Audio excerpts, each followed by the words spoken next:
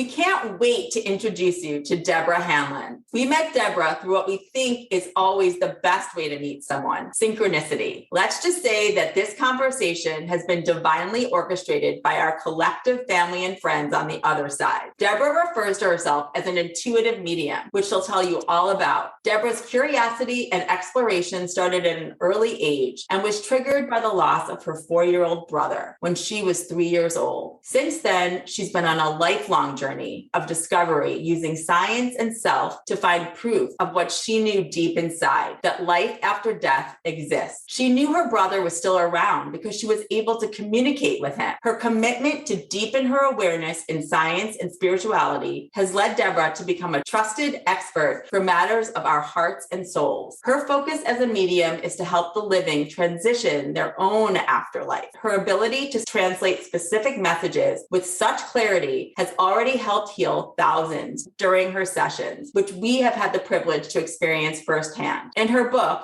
In the Presence of Proof, A Medium's Guide to Creating Heaven on Earth, which we'll discuss, she provides guidance to find peace with loss and introduces the reality that one can experience the afterlife each and every day. There is an afterlife to every moment, situation, sadness, relationship, and even to your former self. Think about that. Deborah wants to help lift people up in every way, however she can, whether that's through her sessions, workshops, or her book. There's so much to discuss. Let's get going. Hi, Deborah. Hello. So happy that you're here. This is exciting to be here with the two of you. The energy is kismet, as they say. Yes, it is. So let's introduce this idea of intuitive medium. What does that mean? And what's the difference between a psychic and a medium? It's so funny. The intuitive medium, it is really born out of the fact that I hate the phrase psychic. That is all. I wish I had a magical, it's so intuitive. I just like the word. It feels softer. I think it's more relatable that we are all intuitive, but we don't all think of ourselves as psychic. So that intuitive is just another word for psychic. It's just another word for being human, if you will. I believe that we all have natural born biological abilities to be intuitive. It is part of our nature. It is not weird. It is not some people that can do it and others can't. I really, truly, firmly believe it is another sense organ. And unfortunately, it's a sense organ that's not really developed or highlighted and celebrated to be developed in our society. So that's where intuitive medium comes from. What's the difference between intuitive or psychic and a medium? It's all the same. I mean, it's just where we get our information from. So we're all intuitive. So we all get what I call intuitive hits, right? Like these just like little hit. I got a hit on that. And that's from the collective. We don't know where it's coming from. We might not know specifically who told us what or where we got that sensation or feeling or hit from, but it came to us. A medium is we know where it's coming from. It's coming from a deceased loved one. In my case, other people can be tapped into guides and angels and other realms. So it depends on where the information is coming from. Question on that. In terms of a psychic, I think a lot of people often think of a psychic as somebody who can see the future or see something that could happen. Does that play into your gifts, or are you just channeling the energy of our deceased loved one? Well, because where the energy of where our loved ones are is in the collective, they also are present in the future as well. So that information can come from them as well, because they are in and of that arena, if you will. I love that. It's so funny. I saw a video of you on YouTube that you posted, and I love your approach at your gifts, Deborah, because first of all, you're so humble about them, but poke humor at it all the time. I think in one of those videos I saw, it was like, I read energy. That's how I'm classifying what I do today. And I just love that you do that. And I also love the idea that you're sharing this concept that we all can do it, even though some of us may not all believe that. Thank you for that. But it's such a big pet peeve that people think other people do it. Not everyone can do it for others. Not everyone can do it on certain levels. I always use the analogy of singing. Not everyone can sing and dance like J-Lo. It's just, we can't. Technically, I can have sound come out of my mouth and I can call it singing, but I certainly can't do it like she does. So we do have varying degrees, but this I feel is so trainable and And it's a self-awareness discipline and practice. So we really do all have it. And if we want to learn more about it, we will. And then we do. That's such a good point. It's like those times where you think you see somebody, let's say when you're walking down the street and it's not them, but then you cross the street or you go down another block and then you see the person you thought you saw that block prior. That's intuitive. That's an intuitive hit. That's a very superficial one. There's many more that could be much deeper, but it's that kind of thing. And then if you actually paid attention to that more and more, you would be practicing, to your point of that we can all do it if we decide to focus on it. Truly. I teach workshops and I always say any intuitive development workshop is a personal development workshop. That's what it is, because mediums are all we're doing is being aware of what we're aware of. That is it. That is mediumship in a nutshell. For me, it's just aware of my awareness. Right now, I'm aware of us having this discussion. And if I flipped a switch to be aware of a larger perspective or experience, then I would be aware of mediumship or the realm of mediumship. And I really, truly believe we all have this ability and we just need to practice it. And I think your point, some people, just like with singing, are better at translating, I'd say, than others. That's how I would look at it. Because I think your translation is just having talked to so many intuitives and mediums, is finding ones that really translate it well. I think that goes back to being well aware. Now, don't think I'm saying like, I'm so aware. And so therefore all my messages are so great. No, I am not saying that. What I'm saying is I've practiced the art of paying attention for a much longer time to any little sensation. So if I'm talking to someone and all of a sudden I get a sense of peanut butter in my mouth and I'm not eating peanut butter, all of a sudden I know, okay, this is something intuitive. And it'll be like, who has a peanut allergy around you or whatever. So it's so subtle. And most of our intuitive hits are not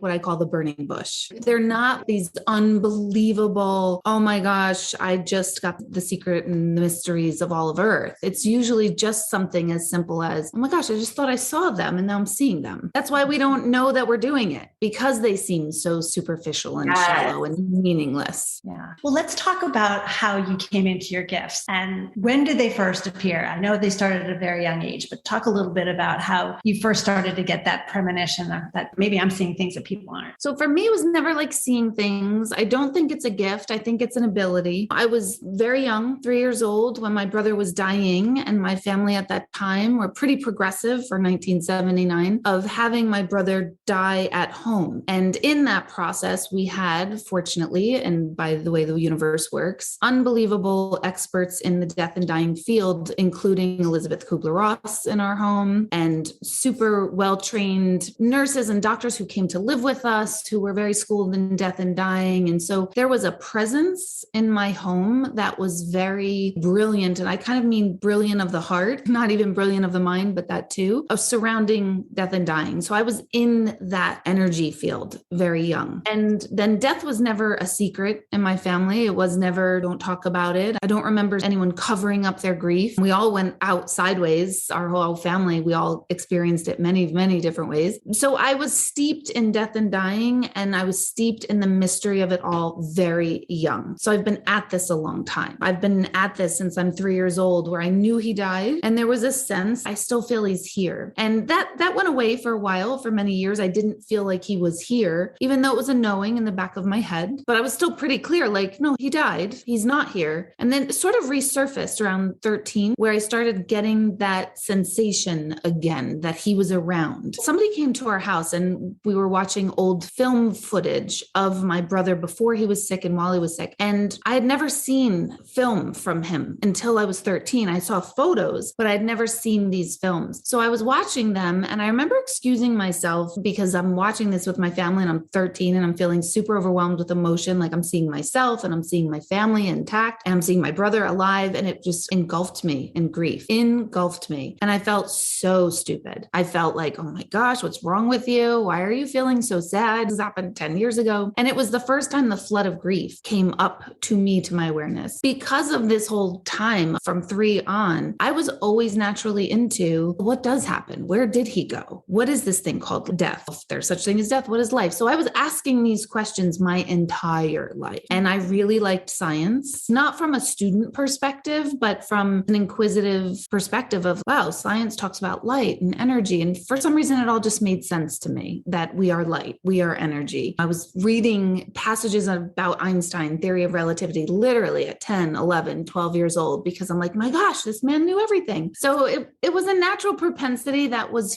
fostered very young. I want to know more. How did you start to actually communicate? Did that start then or did that wait? Yeah, it didn't start then, but because of that background and because of the chaos that ensued within my family dynamic and how everyone, my siblings, my parents processed their grief, I grew up in when I say chaotic, it wasn't chaos. It was emotionally, everyone was all over the place, emotionally chaotic. Thankfully, not anger or anything detrimental or frightening, but definitely emotionally chaotic. And I was very good at feeling my way through how everyone else in the family felt, so to speak. I had a normal childhood too. I wasn't like, trying to feel and protect myself at all times. But I'm schooled and paying attention. I was plugged into my mom very often of, how is she doing? I was making sure I was a good girl for her because she's going through so much grief and all of that stuff. So I had a knowing. I would also feel like I was counseling my mom at a very young age. And so again, that skill of hearing big people's problems and putting a sense to it and then knowing that there's a fix for it. I knew they were their problems, not mine. I think that was a really big thing. And I think if I thought I was the problem or it was my fault, I think I would have developed completely differently. So I'm really fortunate in how it all played out. But I've been schooled in just kind of like the voice of reason for my family, which makes no sense because I'm the youngest of them all. It says a lot about my family when I'm the most normal in the family, when I'm the one to talk at people.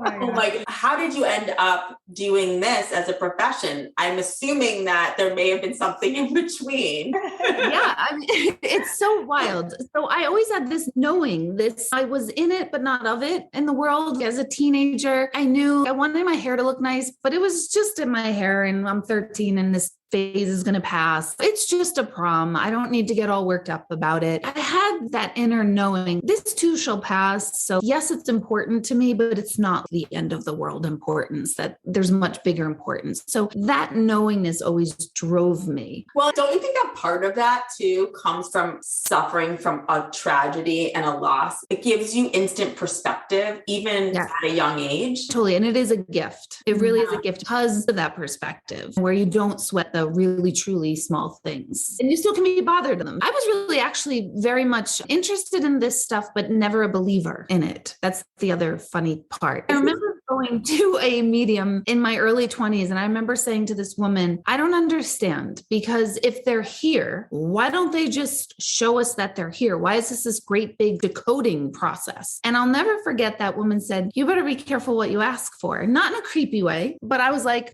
no, I want proof. My whole thing was I want proof. Just show me proof and I'll believe. And then I will talk about this all the time. And she said to me, you better be careful what you ask for. And about the following year is my first experience where I went, oh my gosh, this is not the voice within myself, or not only the voice within myself. This is other guidance that's come through me all along. And I was at a funeral for a family member's family member, my family member's mother-in-law, who I didn't really know very well. I was just there at the funeral to help the family member with their little kids. And I remember thinking, oh my gosh, this woman is talking to me. And I remember thinking I was absolutely out of my mind.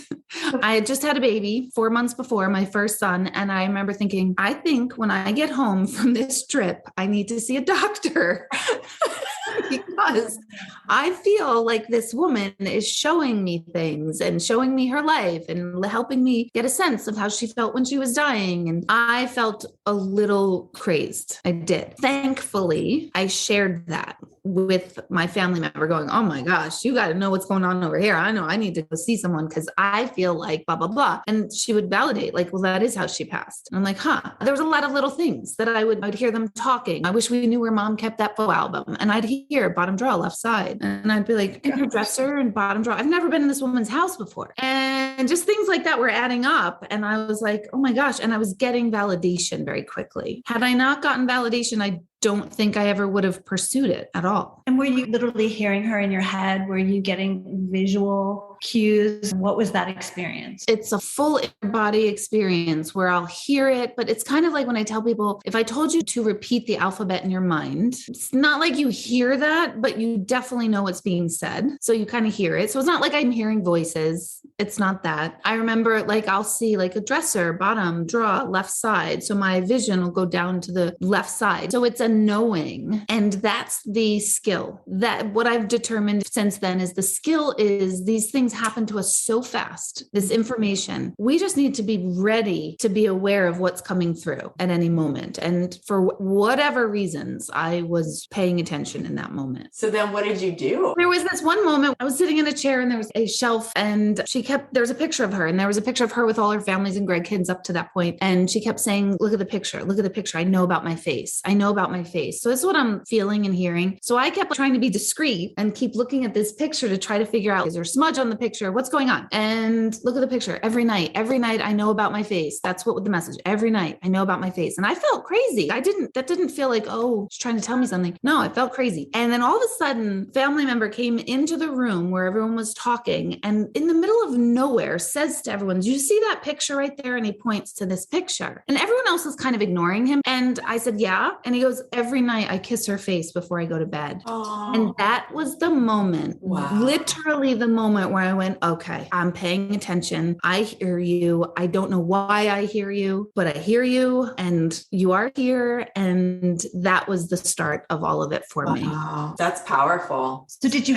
have a place to go after that? Where does one go? 21 years ago. So no, I really didn't. I also was that person that thought and still do to a degree, God help me for saying that, but I still think that it's portrayed as a weird thing. And a certain type of person is a medium. And that's the stuff that drives me wild because no, this is a very human experience. It's not a type.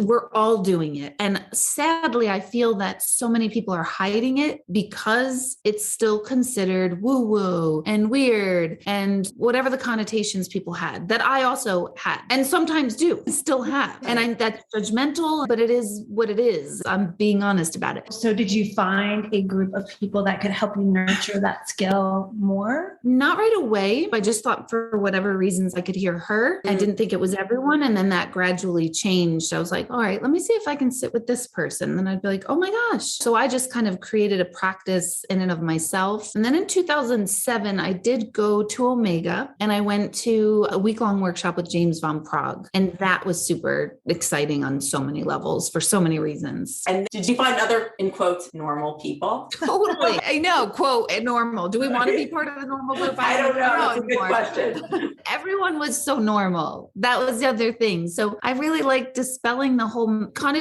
that it's weird and certain people do it. Yeah, I know. However, we're trying to put an end to it. Yeah. And I also love the definition that you just gave for somebody who's listening. I think we all have this wonder, do I have the ability to be able to do that? And I just love the way that you put the image of what a medium or a psychic actually is. So when did you first start practicing, Deborah? So you got to that point where you were realizing it wasn't the lady, that there were other people that you could tune into. So when did you find that you felt confident? And did you start talking to your brother at all? It's funny. I still say I'm still not confident. And I think that there should be a level of self-doubt within every medium to keep that balance of we don't know everything. We're not supposed to know everything. I'm never even supposed to think that I'm supposed to know everything because then I'm putting myself in a totally different category and realm that's not even possible. I am still human. I still have human thoughts, emotions, feelings, and experiences. So it's normal. It's just very normal. So confidence, it's always a level of self-doubt. I practiced with that woman for about a year. I would sit with her family and just practice with her. And then that developed into going into other people. So I'd say about 4 years beforehand. And then I started doing public events and those were starting to become popular. And I was getting validation like, oh my gosh. I mean, to this day, 20 years later, I still say to them before every reading, prove it to me again. Before everyone, show me again that you're here, no matter who it is. And I still am in awe and disbelief, absolute awe 20 years later. That's why I named my book In the Presence of Proof, because I'm in the presence of proof literally every day of my life.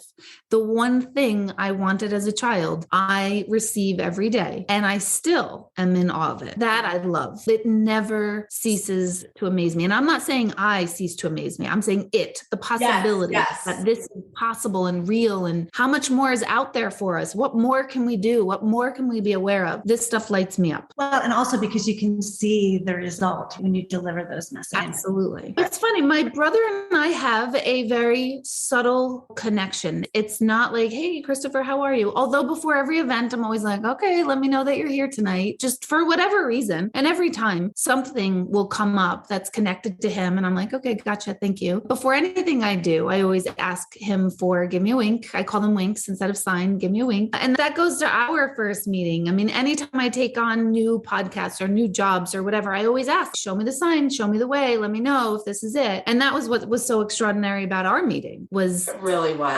That was one of my top blown away moments where I'm like, wait, I'm crying in front of these two women who I don't know with this extremely significant moment. So that was a wink with him. So it's not like I talk to him. It's not like he talks to me. It's more of a, just show me you're here. Well, and I bring that up too, again, because I think it's helpful for everyone to understand that we have different relationships with deceased loved ones. So just because somebody is on the other side doesn't necessarily mean that they're to be your main guide in this lifetime. There was a reason that he passed away, and it ended up playing a different role probably in each member of your family's lives, I would assume. And so it opened the door for you to have these thoughts from such a young age and then lead to where you are now in many ways. I'm saying you have other deceased loved ones or guides that talk to you maybe even in a much louder way than he does, but his is significant in a different way. 1000% correct. Yeah, totally. I have a very unique, we call it bizarre connection with my father's father because he died when I was 4. I have no memory of him, no memory of ever meeting him. There are not really very many nice family stories about him. He was a terrible alcoholic. So there's no like warm and fuzzy grandpa stories that I heard of, but I wrote this in my book, a very significant story about him coming to me with when my son was born. And he is the one who I talk to. And I keep telling my dad, I adore him because he is such a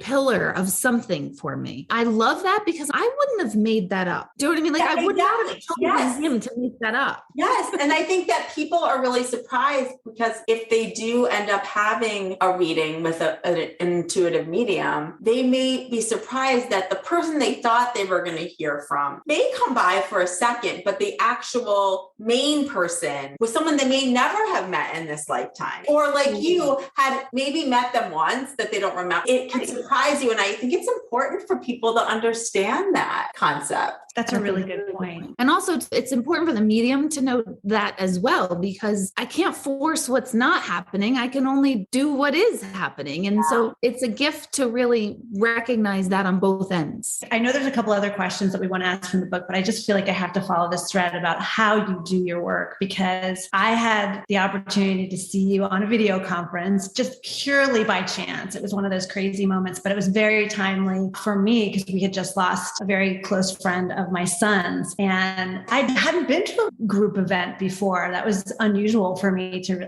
let alone on a Zoom call with 50 other people. And I was really a little bit doubtful that anyone that I knew would come through. And then yet when you started talking, you were so adamant about the level of detail, about the clarity of what you were saying. And that if it was me that you were speaking to, that I didn't give too much away up front, that if you allowed yourself to really describe what you were feeling and the experience. And for me, the validation was so strong because you did that, because I didn't say anything for the first few minutes. And yet the tangibility of what you came through with, I was telling Robin, I could almost see Tyler in you by your mannerism and the words that you chose and the things that you decided to talk about him were so specific that there was absolutely no doubt in my mind that you were talking about him. And I just feel that that's practice. That's because you've done all of that practice. But I think it also speaks so much about your integrity purity in how you come to people and understanding that they are potentially grieving. And this is very scary territory for so many. Can you just talk about that and how that all evolved and how you do approach these readings when you do both the group and the one-on-ones that you do? You're giving me chills just even hearing that. That means literally everything to me. That integrity and detail. And when I'm working with other people who are training to be mediums, I am adamant about the psychology of this. You are dealing with people who are missing their deepest and greatest humans on the planet. This is no pony trick. It's so exciting to get validations and we can get into our egos, and I certainly have,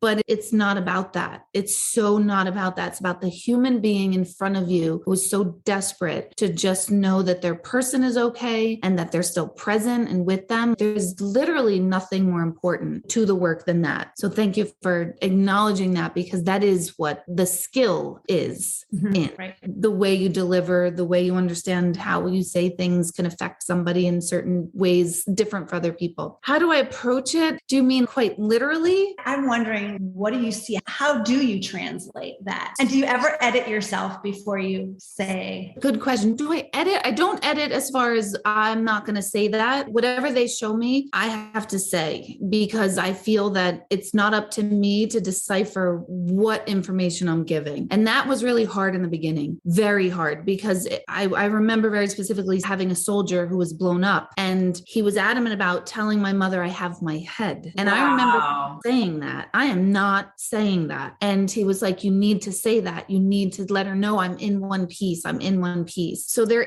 is the level of that was horrible to me, but that was one of the most profound. The mom needed to know, where's my son? What does he look like? Where is he at? So that was profound for her. So edit maybe how I can say things, but I never edit what I say, because if I'm receiving it, I've got to give it. Really what it feels like, it's stronger with some people than others. I feel like I am them, and I feel like I'm looking out through their eyes. So if I didn't know right now that I have dark hair, I wouldn't know that they have dark hair. So sometimes people say, what kind of hair do they have? What color eyes do they have? And I'm like, I don't know, because I can't see me. I can't see those parts because I'm just looking down and I feel like I'm them. That's why I pick up on certain mannerisms. That's why if all of a sudden someone had a broken leg, I can feel that they limped a lot, or because the body is the medium's tool. My body is the tool, and it's telling me, it's showing me everything. I'm just paying attention to my body, to my thoughts. What are my thoughts thinking? And oh, wow, these are not in alignment with my thoughts. Wow, they have a very different political view, or wow, they're really rough, or they're really kind, whatever it is. I can start to feel them. I kind of imagine it. I've never, ever been in a play or anything, but I imagine that this is what actors do, that they put themselves into a persona and they then behave, and it's a character. So I've never acted before, so I don't know, but at one point it hit me, oh my gosh, I feel like I'm acting as somebody I'm not, because I am acting as somebody I'm not. And I think that's where the authenticity comes from, because you are sort of stepping in somehow to that person's energy and are able to translate from there, which is, it's such a gift. And just speaking of this for another moment, in terms of just the medium readings and those larger groups, is there anything that you put in place for those that are coming to see you? So if it's one-on-one, do you feel like there should be a certain amount of time if someone lost someone and they want to reconnect, that they should wait a certain amount of time? Or do you suggest that before they see you, there are certain things that they should do in terms of talking to the specific person that they want to hear from before they see you, whether that's one-on-one or in a large group session? Good question. Every medium is different. Some will say wait a year. Some will say a certain amount of weeks. I don't feel that there's a wait necessary, other than the wait that the person who's coming is ready. So if you feel ready, then it's time.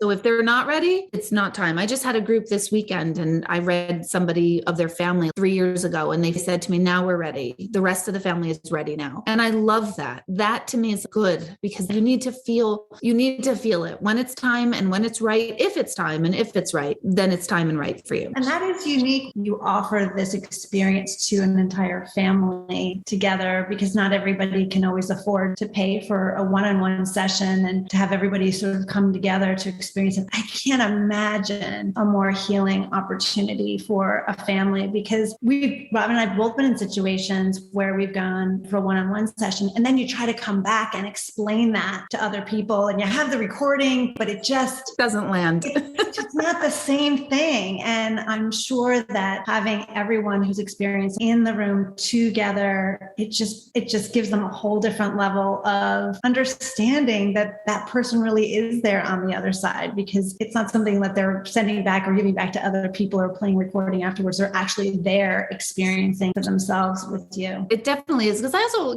I get skepticism. I really do. And I think everyone should have a healthy dose of skepticism with whomever and whatever they're approaching, whether it's a neuroscientist or a medium, whether it's your dentist, whether it's your new hairdresser. Have a healthy dose of skepticism with whoever you meet and see if you resonate with them, no matter what it is. But yeah, to experience it, because I know family members will think, well, you probably said that, or you probably said something that made her think that. So when they are experiencing it together, you already know, well, no, it didn't. It came out of thin air. So it can be helpful, I should say. And on another different path, when you are doing intuitive readings that are not mediumship readings, who are you talking to then? Because I know people may, when they look you up, they may see that you offer that as well. Are you talking to guides, your guides, their guides, energy? What is that? In the intuitive guidance sessions are more about, mostly, it's not connecting with anyone on their side. It's more of connecting to that person and a bit of their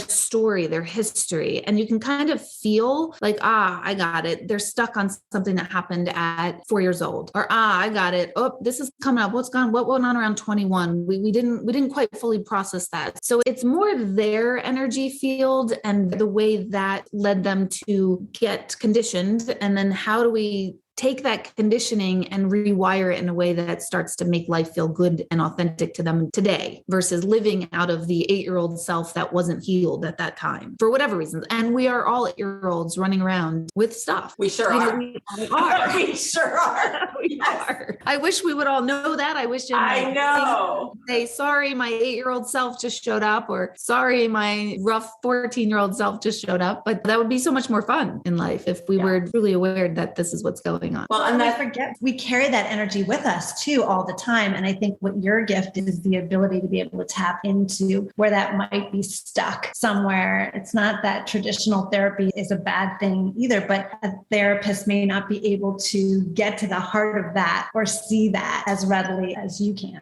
Really good therapists are absolutely schooled mediums, and whether they know it or not, I think they're bound by ridiculous laws that prevent them from going the distance. So I have many friends who are so skilled, such unbelievably skilled therapists. They're like, yeah, I got to send them to you because I can't say this to them. And I'm like, oh, see, my whole life, all I wanted was a PhD in neuropsychology. That is all I really wanted to be when I grew up. And I laugh, like, I wanted to be Dr. Deborah Hanlon. I did not want to be intuitive medium Deborah Hanlon, but that is how my life has unfolded. And here we are. But now I look back and I go, now I know why, because I couldn't do or say what my real true skill set is in that setting. So true. And I will just say that my husband just had an intuitive guidance session with you, and he explained it to me as the best therapy session he's ever had. I love that. Yes. So I love that you are explaining it that way too. And we have friends who actually, and you probably do too, who are actual psychologists and mediums, and they are actually out and they say that, and now have talked to their clients and told them that there are messages that they're getting in addition to what they've been trained in. So if you want, that's what they can offer you. But you're right. I think that's so true. Very well trained therapists and psychologists have that without necessarily acknowledging. Totally. And some might not even know that that's what it is. Because it's not necessarily like a ghost in front of you. Very often it's not. The way Hollywood portrays what all this is, it boggles my brain, because that's so not what this is. It's not, oh, I saw an apparition. apparition. Although that's possible too. I'm not negating that as a possibility, but that's more not what it is. It's more of this inner knower, and you just become aware of those little intuitive. We've all had those moments. I was just thinking of a friend. I haven't thought of him in 14 years, and boom, they call me. That's an intuitive hit. Yeah. Back to your book, which I love the science aspect. It's something that I think has fascinated Robin and I from the very beginning of this, because they are so tied together. And you were saying that your passion is understanding the science of the spirit, the physics of the soul. I want your definition of what you mean. So to me, it's so hard because you have people who will say, if you're describing this as science, it takes away the connection and the spirituality of it. And then I have people who say the spirituality of it negates the science. And to me, they are literally the same thing, that there is such divinity in the fact that with these experiences that we have, there's such unbelievable miracles that are backed by science. Just how does a baby get to be born? Like that, we should still be in complete and total awe, even though we know how it happens. It's still miraculous. It is still spiritual. It is still unbelievable. So to me, the fact that, I do believe we are energy and light, and I believe that we're human beings individually expressing ourselves so that we can experience the universe in a physical realm. So the physics of the soul is just the dynamics of light and energy and how that works together. And that is ultimate divinity and spirituality to me. To me, it all makes sense. And I understand that it crosses lines of religious beliefs and it gets into dangerous waters, but I kind of zoom out and I always look to nature. And when I'm stuck on something, I look to nature, and I love nature, but I don't like bugs and I'm muggy and my hair gets gross and I don't want spiders. I love a good beach, that I love, but I live in the Northeast and there's lots of mountains and rocks and trees and lakes, and I'm not a big fan of them. They're beautiful, but I don't like to be in nature, but I always look to nature, and nature doesn't have any problem. It has no problems. It is always finding a way of balance out of balance, balance out of balance. So we are a piece of nature. That is all we are. And if we can adopt principles of nature to help us live, we would be so much calmer. We would be so much smoother. We would be going with the flow. We would still be intentional, but we won't have to grind and force it. There's just a flow that comes in through everything. So we need to look towards nature. Like, what if when a tree gets really stressed out, what is it doing? Well, it's not overeating. It's not binge watching TV. It's not telling itself what an ugly tree it is. And it sounds silly, but we really need to look to that and go, what is it doing? It's still standing strong, and it's holding itself. It's holding itself up, and it is trusting the environment around it to re-regulate. That is actually what's happening. So that's us. That is what we are. So I'm going to be using that. You just gave me a new perspective, honestly. And this wisdom that you have, it is simple in a way. It's just harder to practice. Have there been times in your own life, as you've been going through all of these experiences, where you've been at that crossroads of not knowing what to do, maybe saying, this stuff is just BS. It's not working for me. Tell me about that part of your journey and how you brought yourself back to center after that. It's daily. I'm not levitating over here. Anyone notice? Because we're living lives and we are conditioned, and I fall back to my own conditioning, even though I know, hey, Deb, the 8-year-old self, it doesn't work for you. Stop. She still comes back. So it's an art and a practice in and of itself. Currently, the first time ever in my life, I have zero sense of what direction I want to go in any area. It's the first time I can ever remember not having a very specific work-related goal or personal development goal. It's the first time where I'm just, I really don't know. And at first that was really difficult because it's sort of like, no, you got to work towards something. You've got to want something. You've got to have direction. You got to be intentional. You got to manifest. You got to, the inner voice starts going. And now it's like, nope, I'm getting very comfortable with the words, I don't know. I don't know what's next. I don't know what's supposed to be next. I don't have a pull in any one direction, and I'm here and I'll know it when I know it. That is it. And it is very calming and very soothing when it's calming and soothing. And then the beast will rear its head again and say, oh my gosh, you need to know what's going on. Usually it's like right before we go to sleep, right? But it's that art and that practice of everything's fine. You're so fortunate in this moment that everything is fine. Which is another point to remind everyone that if we are wondering what direction is next, we're in a really good spot, because when we're in trauma, we can't even ask that Oh question. my God, that's so true. And I really never looked at it that way, but yeah. Yeah. And Right. so we always feel like, unfortunately, like, I don't know what I'm doing. I don't know. I'm so stressed. I'm so stressed. And it's sort of like, if we're stressed because we don't know what direction, that means life is really safe. It's really good. It's really calm. And you just don't know what's next. You're not fighting for survival. You're not in the middle of some major entanglement in any sort of way. You're not grappling with something deep within yourself. It's a really good place to be. And we have to remind ourselves. Doesn't mean that doesn't bring us angst. I'm not diminishing it either, but it's also, I have to catch myself like, wow, this is a great problem. This is a wonderful problem to have right now. Well, and then don't you think there you can start asking for the winks to help start to guide you in which direction Absolutely. to go? Absolutely. I always say, show me the way. Show me the way. And I love the getting comfortable with the I don't know. That just feels like an exhale for me. Oh yeah. So often, because of the way we're conditioned, it's like, oh, I got to figure out what's next on the agenda. I got to get everything. To give yourself, as we say so often, grace in that moment, to be able to say, okay, it's crazy right now, but I don't know. But I will, but I just don't know right now. It just takes yourself off the hook for a moment. Which brings space for inspiration to come. Yes, because you're not fighting and flighting that moment. Well, and don't you think it's a society that in so many social situations, especially coming out of COVID, so many of us haven't seen many people in person and now are starting to again. And the first thing, I mean, I'm guilty of it too, is asking, what are you up to? What's next? To somebody else. When we are so, I know for me, in where I'm in life too, it's like there's so much going on, but I don't know. I don't know. I wish I knew, but what is coming out of this pandemic right now is a great I don't know. I know they said the great resignation. It's the great I don't know. That it's a collective thing. More and more clients are like, I don't know what I want. I don't know what's important. I don't want this, what I have now. I don't know how to get out of it. It's the great I don't know. And if we can still stay in that's all right. And I use this analogy with people because it's really an important concept. It's really freeing, this I don't know concept. And it doesn't mean you're surrendering like, I don't know, I'm just not going to do anything. It doesn't mean that at all. But if I asked everyone right now, here we are in May, if I asked you, what are your plans for this Thanksgiving? Where are you going to eat? What are you going to make or bring? What are you going to wear? Where are you going to sit? What conversations are you going to have? And how much are you going to eat? You all would look at me like, I have no idea. Why are you even asking that? That's so dumb. But if we fast forward time and I went a week before Thanksgiving and I said, hey, where are you going to go? Oh, we're going to my aunt's house. Oh, what are you going to bring? Not sure yet. What are you going to wear? No idea. Where are you going to sit? Don't know. How much are you going to eat? Don't know. What are you going to talk about? Don't know. But if I called you that night of Thanksgiving after it's over, you would have all the answers to that. So sometimes when we don't have answers, it just means it's not time to know yet. Yeah. And we know when we know, and it's not coming anytime sooner. And not forcing yourself into a decision that could be wrong just because you feel like you have to make the action.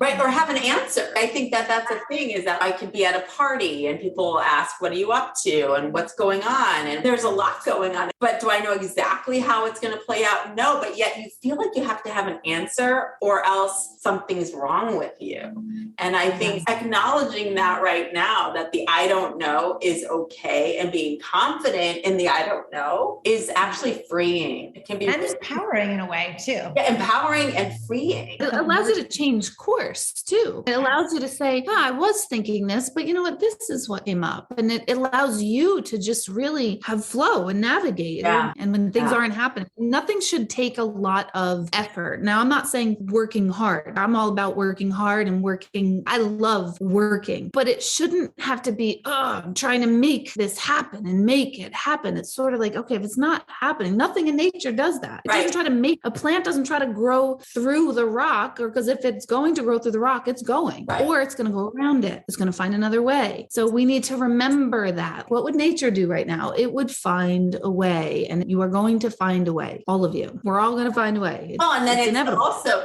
And again, we are, and so many times that way comes through synchronicity, through divinity in many ways. We're led. Karen and I always talk about how we have a vision. We haven't known exactly how it's going to play out, but it's playing out. And so much of it is guided beyond what we can see. And there's magic in that and the awe of it all. Allow yourself to be in the awe of it, right? In that, so I don't know, it's going to work out. Totally. Absolutely. It drops into your own inner knower. Yeah. I don't know, but I also know that I will. Yeah. And now you have your book, which we are so excited about. And it feels like in the presence of proof, number one, will help those who are trying to understand this even more, understand the proof, but it also feels like a guide in many ways. Can you talk about that for a moment? The book is a little bit about my story in the beginning, and then it's about my view of what mediumship is and not even mediumship, what we are. And if we understood what we are, people would realize mediumship is the tip of the iceberg. That's like nothing. That's not even cool compared to what is possible. As for what do I mean by what is possible? Being able to truly step into the person and the life that you really want to live. I really do believe that's possible for absolutely everybody, regardless of what's going on in your life. Showing up, being really real with yourself, no sugarcoating on yourself, owning your stuff, good and not so great, and showing up in life. And if you have a dream, if you're thinking of something, there is a reason you're thinking it. There is a reason why it was never important to me to learn how to build an electric car. That's not why I'm here on the planet. It's not why I'm here for. Someone else was here for that. So even if it sounds so silly where, well, I just wanted to pick dandelions all day. Somebody has a desire to pick dandelions. There's a reason for that. And we need to follow the silliest, slightest little nuances that we really enjoy. We need to do those. Why? Well, I don't know, but we will. That's the whole goal. So the book is more about the nature of who we are, what we are, so we can kind of grasp a concept of, wait a minute, how do we live if we don't have a body? What does that look like? Will we eat there? No, we won't. We won't need to. What is consciousness? What are you talking about? Oh, consciousness is what lives on. Well, what's that? It's what's inside of you now. What do you mean? Exactly. It's those conversations. So it's the bigger picture of how do we do human right? How do we do this human thing in a way that feels really good for us? I love that. And I love how you break it down, even in your social posts that you do, those very simple questions that people ask. And we're very passionate about that. It's how do we take this stuff that used to be very woo-woo and break it down into things that people can understand? Back to where we started, the difference between a psychic and a medium and what is intuition, because people still don't really understand it. And they do feel this kind of weirdness around it. And when you break it down like you do, and you remind us all that it's intuition, it's that whisper, it's that spark that comes to you. When you put it in those terms, and everybody can relate to it and hopefully build on it in their own lives. That's our goal. Absolutely. Build on it to make it have a purpose and have it be useful, because the human trait that makes us different is that we're following purpose. We're all chasing, we want purpose. And our purpose is right in front of us. It's what you like. What do you like? Yeah. You got to go do that. If you're lucky, you get to do it as a job, but even if you can't do it as your job, still do it, because there's a reason. Why? We don't know, but there's a reason, because not everybody likes the same stuff.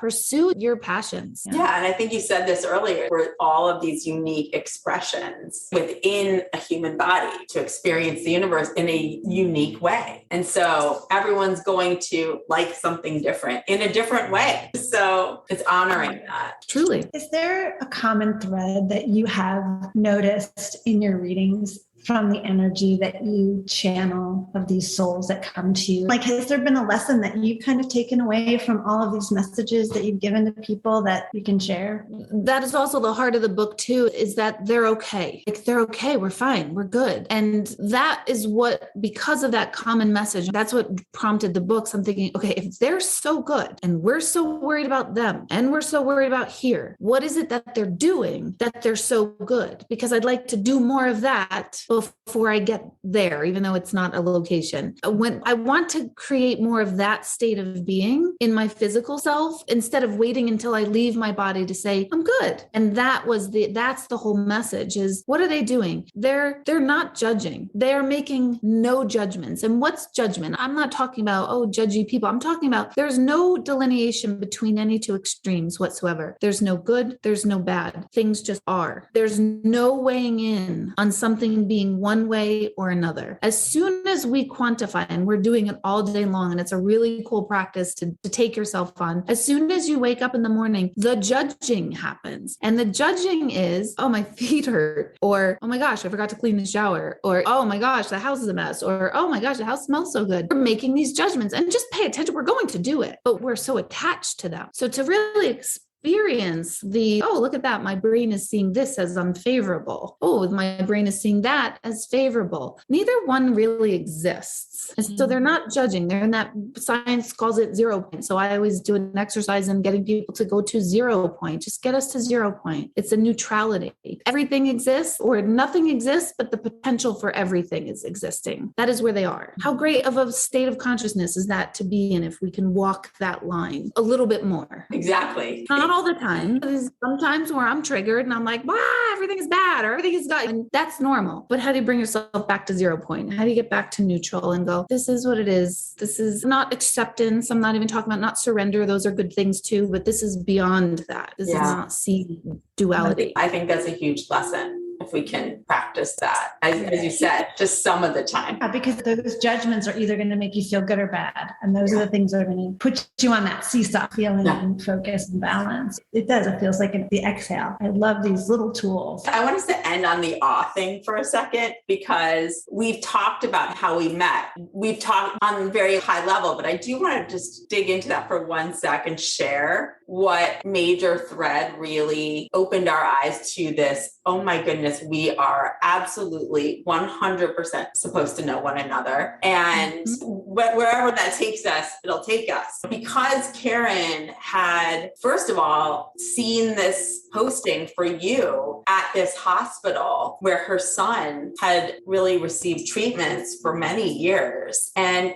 to my knowledge, you hadn't seen them have an intuitive medium before. For someone who, my son was a baby at the time, so it's 20 years ago, let's just be real. But still, we were looking for Reiki, Ginger, like any kind of holistic treatment for this poor little baby and for us. And they looked at us like we were cray. So can you imagine my incredible surprise when this email comes through that you were going to be doing a fundraiser for the hospital? I was like, holy mackerel, I've got to support that. I have got to be part of that in some shape or form. And it was so soon after Tyler had passed away. I had signed up for it, I want to say maybe a week and a half before this death, this unbelievable tragic death happened. And I just happened to be in my sister-in-law's house. It was right before the wake. And I was like, I have to do something. And this popped up on my calendar. And I was like, I'm going to just listen in on this and just see how it all goes. So the fact that the way that even came into play, that in itself is miraculous, honestly. So that happens. Karen has this incredible experience with you. Tyler was the first one to come through, by the way, too. On top, I remember that. Yeah. After he just passed. So it was just that in itself, and all the clarity that came with it was incredible. So yeah. Right. So there's that. And then Karen, right after, called me and says, we have to talk to this woman, Deborah Hanlon. Like, we have to talk to her. I don't know why we didn't know her before, but we need to know her now. And reaches out and we get time to talk, just to really share what we're up to, find out more about you and your path. And so we get on this call and Karen and I really start talking about how we came together. This is even before I think we really were diving into your own story. And Karen and I always talk about our coming together. And that has to do with this presentation. We were working on a project for Oprah. And while that didn't come through, at the end of this project, that's when we really shared our innermost secrets and our own awakenings. And Karen shared with me that she put together this deck, and the deck she had done several years prior, but it really spoke to this bigger vision, which many people listening know that we have this bigger vision of now creating a network. But she had this vision back in 2015. And now we're talking in 2018. She's like, let me send you the vision because it's very in line with things you're thinking about for a show. And she sends me the deck and I look through the deck. I love it. And I go to save it on my computer. And when I go to save it, I notice that the date that the date on the deck is November 17th, and it's 11/17, and it was _17. 2015. And 11, 17 are my guiding numbers in life because that's my dad's birthday. I named my production company that. Anytime, which isn't very often that I see 11, 17 out in the world, I know there's a significance to it. And so when I went to go save this, I was in such complete shock that it was 11 and 17. I started crying. I knew that Karen was going to be my business partner at that moment. It just all hit me. I knew my dad was with me. And we're telling you, Deborah, this story. And we keep going on because then I'm telling you about how 11, 17 is important. And I see you on Zoom with tears coming down. And I'm thinking, wow, she's really empathetic. She's an intuitive medium. She's feeling that. And then you can finish telling that part of the story. Well, I had to apologize because I was like, oh my God, Deb, hold it together. Even now I'm tearing up, even just hearing it. But I'm like, hold it together. Stop. But 11, 17 is my guiding numbers because that is my brother's birthday. And so that is what I always ask for is like, give me a wink. And 11, 17 is part of the sort of series of winks that I receive. So you're going on and on about 11, 17.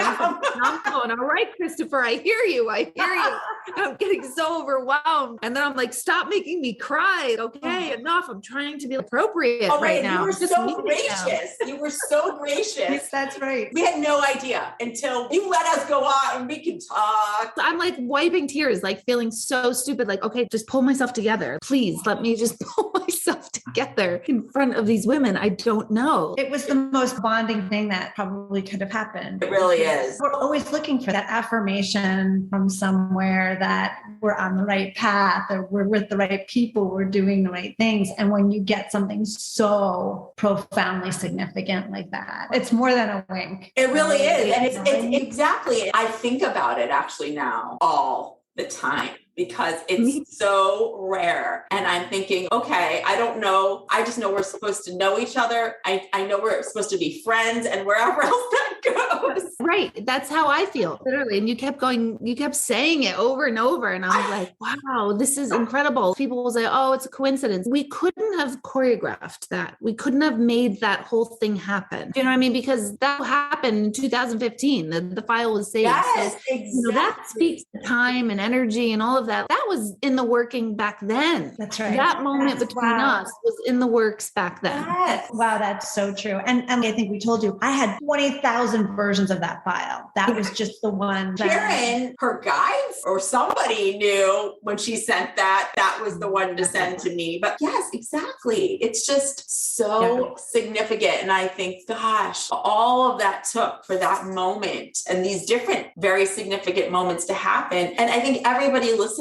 should know you can have these magical moments in your life. Just pay attention. Not push them away and not like say that, oh, that was coincidence. It's really not coincidence. Or people will say, I think I just wanted that to be a sign. I think I made it up. And I'll say to them, okay, then make it up again right now. We have to remember these things are just little mileposts. They are. And particularly in those moments when you really are trying to get the affirmation that you are going in the right direction. It's not like, oh, should I take Route 65 or Route 287? When it's really significant and you don't expect it, those are those moments where you just feel like, gosh, okay, so all of this is really real. I am not making it up. Yeah, it's in the presence of proof. Exactly. And it's what you were saying earlier. I even wrote this down. It's this idea of experiencing the afterlife in every moment. It's bringing that into the present. It's not a separation. It's not a separation. There is no separation of anything. We have an afterlife to our college days. We're in the afterlife of that. We're in the afterlife of my children are no longer infants. I'm in the afterlife of that. So every single thing has an afterlife. We never look at it that way. We just look at it, that was then and it's there, but as separation. And it's like, no. There's no such thing as individual delineation of anything. It's all in a flowing timepiece. I love conversations like this because I always feel like we're just so connected. There isn't the separation. It's just an affirmation that all this work that we want to do, all these things that your journey, my journey, Robin's journey, it's all brought us here to share and to really celebrate what we've been doing with our lives and what we want to continue to do and share with other people. It's wonderful. Is there anything, Deb, that you want to share? Yeah, I do a weekly meditation group on Sunday nights on Zoom. And I always tell people when people say, I want a session, there's only so many sessions I can do. So I always tell people start with my meditation group. That way you get a sense of me. You get a sense of if I resonate with you, if you resonate with me. So meditation is Sunday at Eastern time, 8 p.m. on Zoom. And any of your listeners that are hearing this, if they want to try it, they could just email my office at hello@deborahhanlon.com. And then we will send them a trial Zoom code so that they can get a sense of it before they decide that they want to join in. Although you could join in weekly, there's a monthly subscription, there's all different ways to do that. But that's where I would tell everybody is the entry point, because it's not just mediumship. It's a whole personal development arena, because mediumship is just a small snippet of it, in my opinion. There's so much more. You're there to serve really different areas of people's lives at different points in their lives. And you can find Deborah at Deborah, DEBORAH, Hanlon, HANLON.com, DeborahHanlon.com, which will have everything in the show notes as well. But absolutely go check out all the opportunities to work with Deborah, because there really are many. You can also follow Deborah on social, on Instagram and Facebook at I am Deborah Hanlon. And you can also find her book, In the Presence of Proof, on her website and on Amazon. We are so grateful to have had this conversation today. Thank you so much, Deborah.